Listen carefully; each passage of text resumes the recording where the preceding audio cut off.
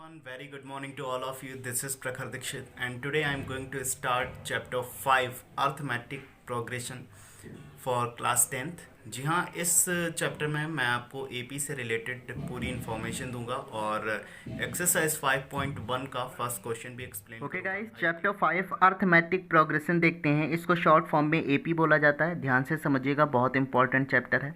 इसकी डिफिनेशन है, an arithmetic progression is progression in which the difference between two consecutive term is constant. आपको थोड़ा कम समझ में आया होगा, अब मैं आपको प्रॉपर समझाता हूँ। मीन्स कोई भी एक सीरीज़ जो कॉन्जिक्यूटिव टर्म में आती है, मतलब बढ़ते हुए क्रम में आती है, ठीक है। जैसे 2, 5, 8, 11 आगे ऐसे इस तरीके से टर्म क्या हैं, बढ़ते चले जाएंगे, ठीक है। 14 आगे ऐड करते चले जाइए, आपके बढ़ते चले जाएंगे। अब अगर आप इस सीरीज़ में देखो तो ये सीरीज़ हम एपी की बोलेंगे। क्यों? क्योंकि इनका जो डिफरेंस है, इन दोनों के बीच बीच का डिफरेंस है, मीन्स टू कॉन्जिक्यूटिव टर्म के बिटवीन जो डिफरेंस है वो बिल्कुल कांस्टेंट आ रहा है, सेम आ रहा है। जैसे 5 से 2 को माइनस करिए, कितना आया? 3। 8 से 5 को माइनस करिए, कितना आया? 3। 11 से 8 को माइनस करिए, कितना आया? 3। इस तरीके की कोई भी अगर हमको सीरीज़ दी जाती है तो उस सीरीज़ को हम एपी में बोलते हैं। मतलब एक ऐसी सीरीज़ जिनके बीच में जो कॉमन डिफरेंस है, अगर वो कांस्टेंट आता है, मतलब सेम आता है, तो वो सीरीज़ जो होती है वो किस में होती है? एपी में होती है। आपको एक दूसरा एग्जांपल दे देते हैं। जैसे सपोज दैट इस तरीके का कोई नंबर लिखा है 2, 4, 6, 8 डॉट डॉट डॉट। आपसे पूछा गया क्या ये एपी में है, तो आप क्या करेंगे? आप इसका डिफरेंस निकालेंगे। 4 से 2 को माइनस करिए, कितना आया? 2 आया। 4 से फिर 6 से 4 को माइनस करिए, कितना आया? 2 आया। 8 से 6 को माइनस करिए, 2 आया। यानी डिफरेंस सभी में क्या आ रहा है? कांस्टेंट आ रहा है, 2 2 2 आ रहा है। यानी ये सीरीज़ भी हमारी किस में होगी? एपी में होगी। समझ में आया आप लोगों को? एपी क्या होता है? एक ऐसी सीरीज़ जिनके कॉन्जिक्यूटिव टर्म के बीच का जो डिफरेंस होता है वो अगर सेम आ रहा है तो वो सीरीज़ जो होती है वो किस में होती है? एपी में होती है। अब आप इसमें जर्नल फॉर्म ऑफ एपी समझिए कि क्या होती है। जब हम एपी की जर्नल फॉर्म लिखते हैं तो हमेशा एपी को इस फॉर्म में लिखा जाता है। क्या? ए, फिर A plus D, A plus 2d, A plus 3d dot dot dot dot N term तक जाएंगे। मतलब नंबर ऑफ टर्म, मतलब जैसे आपसे कहा जाए 100 टर्म तक एपी लिखिए या 5 टर्म तक एपी लिखिए, 6 टर्म तक एपी लिखिए, तो वही होता है n term. Okay, number of term. Okay, अब जैसे ए है तो ए को हम फर्स्ट टर्म लिखते हैं। फर्स्ट टर्म को क्या लिखेंगे? A1 लिखेंगे। ए जो होता है हमारा क्या होता है? फर्स्ट टर्म होता है। फिर ए प्लस डी जो होता है वो सेकेंड टर्म होता है, इसको हम A2 लिखते हैं। अगर आपसे पूछा जाए what is the second term of AP, तो आप लिखेंगे A2 equals to A plus D. Okay, फिर थर्ड टर्म को क्या लिखा जाता है? A plus 2D। इसी तरीके से फोर्थ टर्म को क्या लिखा जाता है? A plus 3D। और ये an जो होता है वो n term of an AP होता है। भाई जैसे first term, second term, third term, fourth term dot dot dot dot dot dot, कहीं ना कहीं किसी ना किसी टर्म पर तो आप रुकेंगे ना, तो वही जो होता है वो नंबर ऑफ टर्म होता है। मतलब हमने आपसे कहा 105 टर्म पर रुकिए तो A 105 हो जाएगा। तो वही n term of an AP, और इसको लास्ट टर्म भी बोलते हैं। लास्ट में लिखा है इसलिए लास्ट टर्म बोलते हैं, और इसको L से रिप्रेजेंट किया जाता है। ओके, बहुत सिंपल है।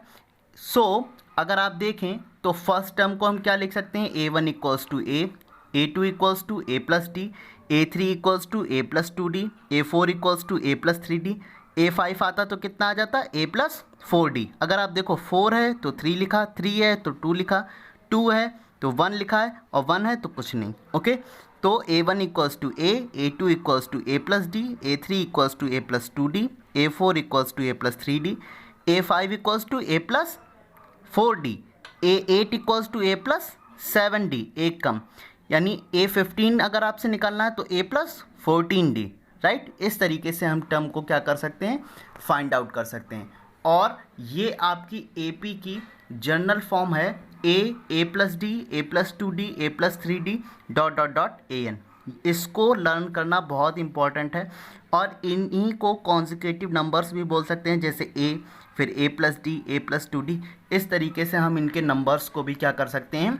राइट कर सकते हैं। ओके, आपको एपी का थोड़ा सिस्टम समझ में आ रहा होगा। अगर डिफरेंस इक्वल है तो वो सीरीज़ जो होगी वो एपी में होगी।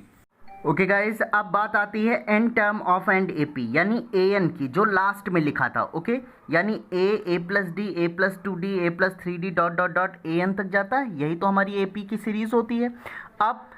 अब हमको A N term find out करना है। अगर एन टर्म का जो ए फॉर्मूला होता है n term of and AP का, क्या होता है? A n equals to a plus n minus one into d, ये फॉर्मूला होता है। क्या होता है? A n equals to a plus n minus one into d. ये फॉर्मूला बहुत इंपॉर्टेंट है और इससे क्वेश्चंस 110% आपको आता है बोर्ड में, तो प्लीज़ इसको बहुत ध्यान से समझिएगा।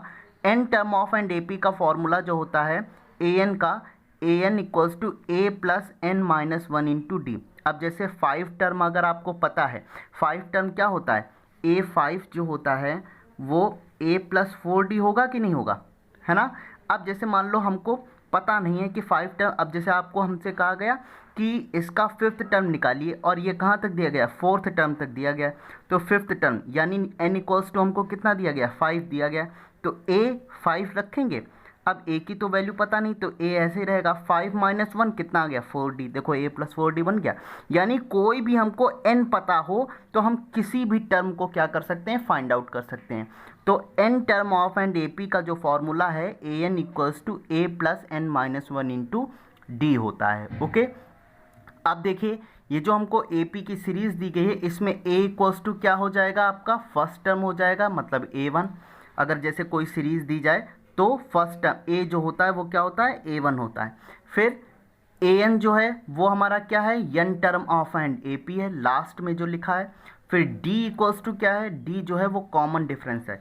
कॉमन डिफरेंस को सेकेंड से फर्स्ट को हमेशा माइनस करते हैं। d इक्वल्स टू आप यहाँ पे राइट कर लीजिए, ये बहुत इंपॉर्टेंट है, a2 माइनस a1, यानी सेकेंड टर्म से फर्स्ट टर्म को माइनस करेंगे।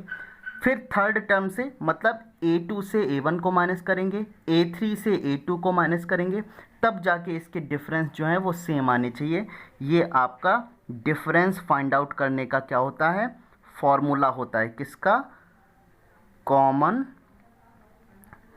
Difference, right? ये आपका कॉमन डिफरेंस फाइंड आउट करने का फॉर्मूला होता है। ओके, अब जैसे मान लो लास्ट टर्म आपको निकालना हो, तो मैंने अभी आपको बताया था कि जो लास्ट टर्म होता है वो n term of and A P के क्या होता है? इक्वल होता है। यानी ए एन को ही last term of and A P भी बोलते हैं। चाहे आप इसको यल इक्वल्स टू लिख लीजिए या ए एन इक्वल्स टू लिख लीजिए, एक ही बात है। तो लास्ट टर्म का फॉर्मूला क्या होता है? बस थोड़ा चेंज हो जाएगा। अभी हमने ए एन का फॉर्मूला क्या पढ़ा है? A n equals to a plus n minus one into d. तो लास्ट टर्म का क्या हो जाएगा? L equals to n minus one into a plus n minus one into d. यानी एल क्या है? Last term of and A P है, a जो है फर्स्ट टर्म है, डी जो है कॉमन डिफरेंस है, एन जो है वो number of terms in A P है। ओके, समझ में आया आप लोगों को? बहुत सिंपल है। बस इस तरीके से हम इसके टर्म को क्या कर सकते हैं? फाइंड आउट कर सकते हैं। ओके, अब हम एक्सरसाइज पे आते हैं। ओके गाइज, एक्सरसाइज 5.1 का क्वेश्चन नंबर 1 देखते हैं। इसमें कहा गया in which of the following situations, आपको नीचे कुछ सिचुएशंस दी गई हैं। कहा गया does the list of numbers involved make and AP. कहा गया कि जो नंबर आपको दिए गए क्या वो एपी बनाते हैं? अगर बनाते हैं तो क्यों, वाई, ये आपसे पूछा गया। तो पहला पार्ट इसमें दिया गया है, कहा गया the taxi fare after each kilometre, यानी हर 1 किलोमीटर पर टैक्सी कितना चार्ज करती है? 15 rupee for the first kilometre, यानी फर्स्ट किलोमीटर के लिए वो 15 रुपी क्या करती है? चार्ज करती है। And 8 rupee for each additional kilometre, यानी फर्स्ट किलोमीटर के लिए 15 रुपी चार्ज करती है। और जब टैक्सी आगे जाती है, मतलब जितने भी किलोमीटर अब उसमें ऐड होते चले जाएंगे, उतने ही टाइम्स 8 रुपी वो क्या करता रहेगा? बढ़ाता रहेगा।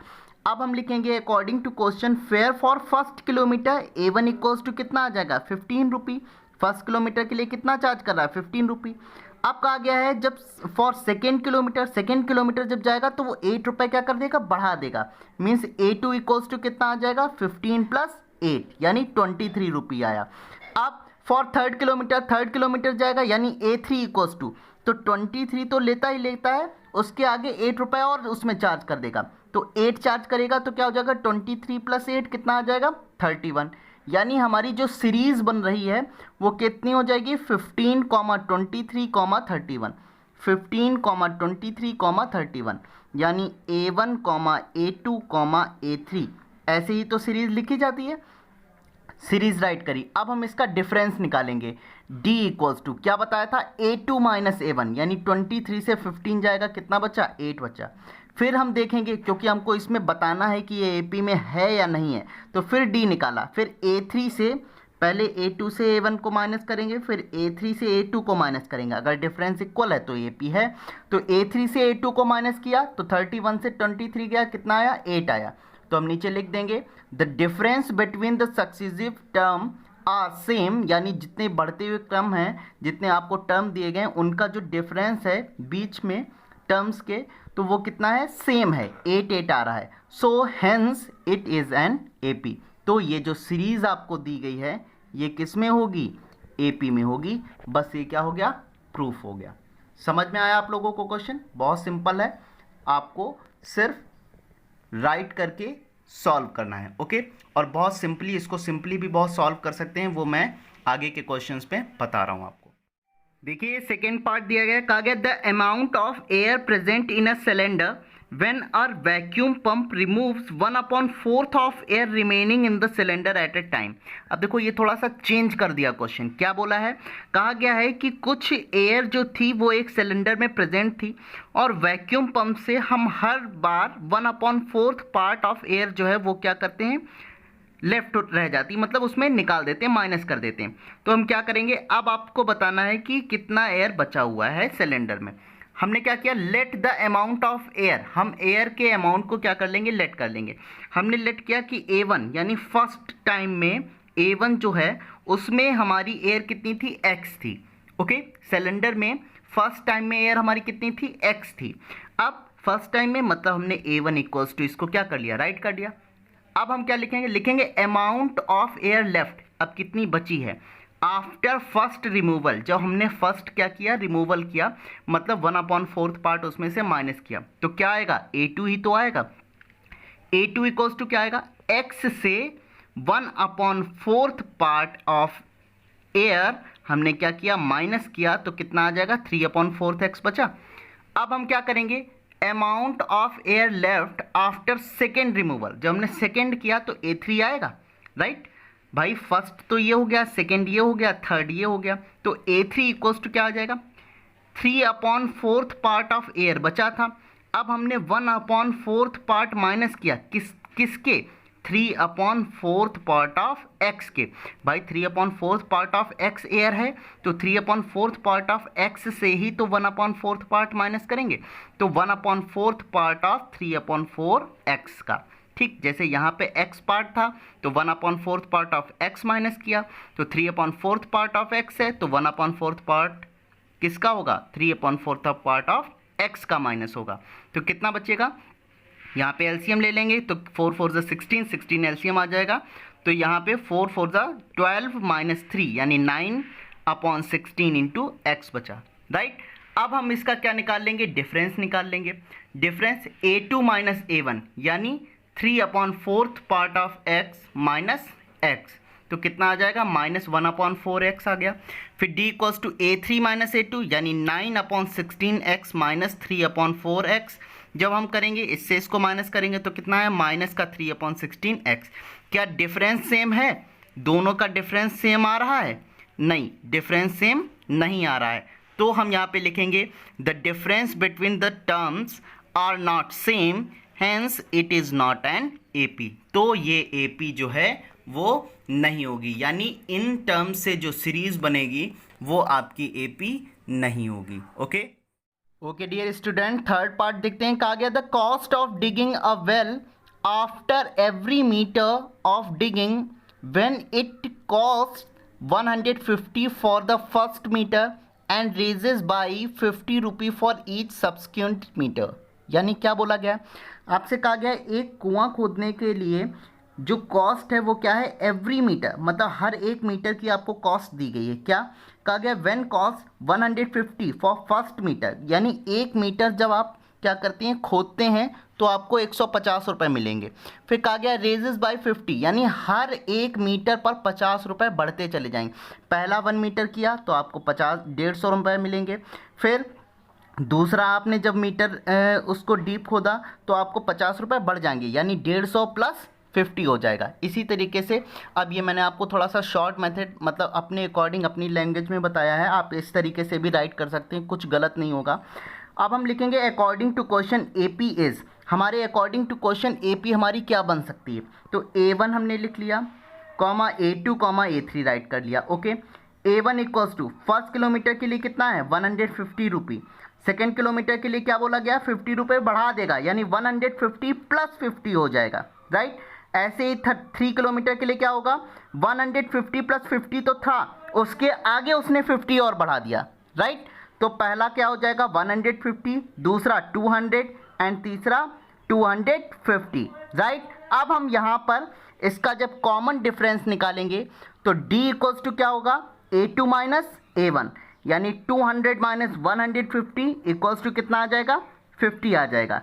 A2 से A1 को माइनस करेंगे, फिर A3 से A2 को माइनस करेंगे, तो D equals to A3 minus A2 करेंगे तो 250 माइनस 200 आएगा, तो कितना बचा 50, यानी दोनों के जो डिफरेंस हैं वो कैसे हैं सेम है। तो यहाँ पे लिख देंगे so common difference of and AP is same, hence it is an AP।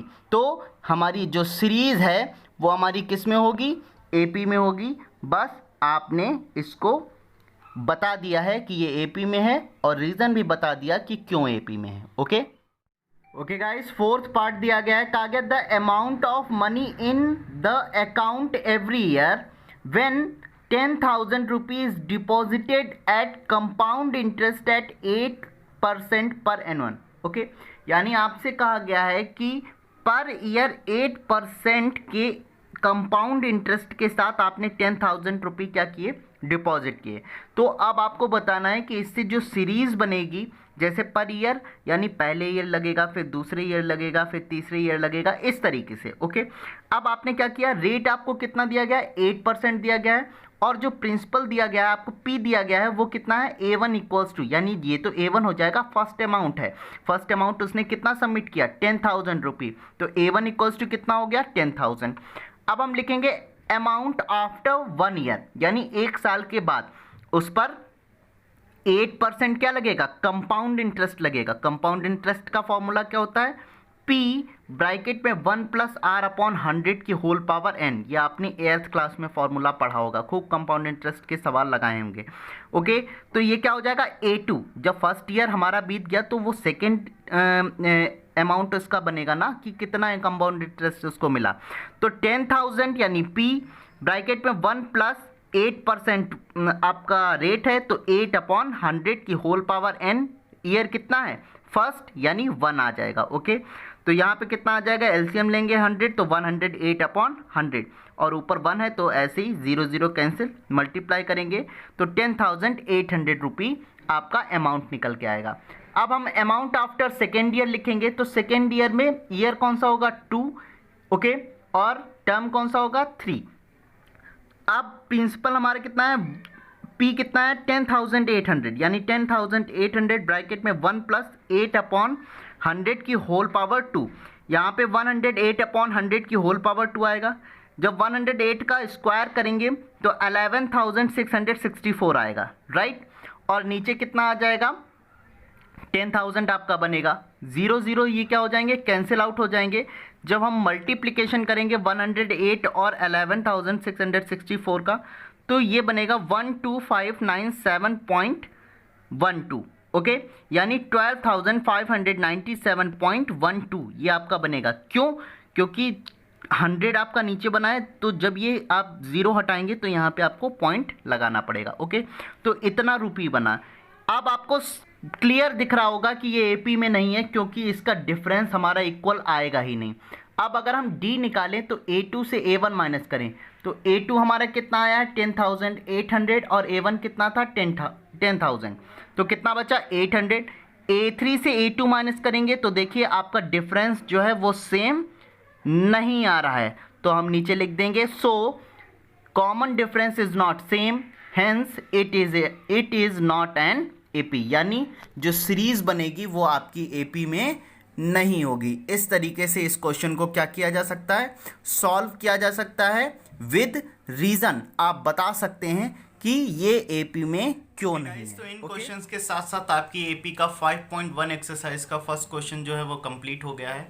और इस वीडियो में मैंने आपको एपी बताई है कि किस तरीके से उसको राइट करते हैं, क्या सीरीज होती है, कॉमन डिफरेंस क्या होता है, नंबर ऑफ टर्म्स क्या होते हैं। तो प्लीज़ इस वीडियो को बार बार देखिए, ध्यान से देखिए, ध्यान से समझिए। और आप मेरे प्लीज़ चैनल को सब्सक्राइब करिए। और अगर आपको वीडियो अच्छा लगा है तो प्लीज़ लाइक करें, सब्सक्राइब करें एंड प्लीज़ शेयर करें।